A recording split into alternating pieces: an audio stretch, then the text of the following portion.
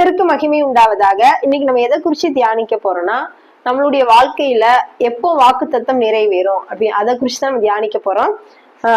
வாசிக்கலாம். கலாத்தியர் 1ஆம் அதிகாரம் 4வது வசனம். பிதாவாகிய தேவனுடைய சித்தத்தின்படி நம்முடைய பாவங்களுக்காக தம்மை தாமே ஒப்பு கொடுத்தார். அதாவது இயேசு கிறிஸ்து தேவனுடைய சித்தத்திற்கு தன்னை ஒப்பு கொடுத்தார். அப்பொழுது வாக்குத்தத்தம் நிறைவேறியது. என்ன வாக்குத்தத்தம்? அவர் பிறக்கும் பொழுது ஒரு வாக்குத்தத்தம் கொடுக்கப்பட்டது. ஜனங்களின் பாவங்களை நீக்கி ரட்சிப்பார். அதுதான் தேவன் கொடுத்த பிதா கொடுத்த இயேசு கிறிஸ்துக்கு கொடுத்த தீர்க்க தரிசனம். அதாவது இயேசு என்று பெயரிடுவாயாக, அவர் தமது ஜனங்களின் பாவங்களை நீக்கி ரட்சிப்பார்.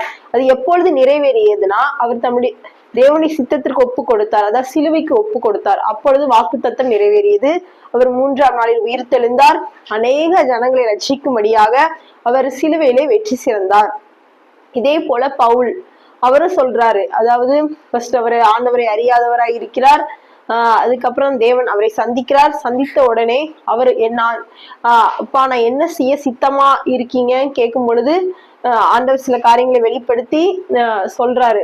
அதேபடி அவர் தேவனுடைய சித்தத்திற்கு ஒப்பு கொடுக்கிறார். புறஜாதிக்கு அவர் சுவிசேஷம் அறிவிக்கும்படியாக கர்த்தர் தெரிந்தெடுக்கிறார். அந்த சித்தத்திற்கு ஒப்பு கொடுத்து அவர் செயல்படும் பொழுது அவருடைய வாழ்க்கையில வாக்குத்தத்தம் நிறைவேறியது. முடிக்கும் பொழுது அவர் சொல்லுதார், நான் நல்ல போராடினேன், ஓட்டத்தை முடித்தேன், விசுவாசத்தை காத்துக்கொண்டேன், இது முதல் நீதியின் கிரீடம் எனக்காக வைக்கப்பட்டிருக்கிறது. அதாவது அவருடைய வாழ்க்கை ஜெயமாய் முடிந்தது. இதே போல தேவனுடைய பிள்ளைகளாகிய நாம் தேவனுடைய சித்தத்திற்கு ஒப்பு கொடுத்து நம்ம நடக்கும் பொழுது, தேவ சித்தத்தின்படி வாழும் பொழுது நம்முடைய வாழ்க்கையில் வாக்குத்தத்தம் நிறைவேறும். நாமும் தேவனுடைய வலது பாரிசத்தில் அல்லது தேவனுடைய சிங்காசனத்தில் போய் சேருவோம். நம்முடைய வாழ்க்கையும் ஜெயமாய் முடியும். கர்த்தர் உங்களை ஆசீர்வதிப்பாராக. ஆமேன்.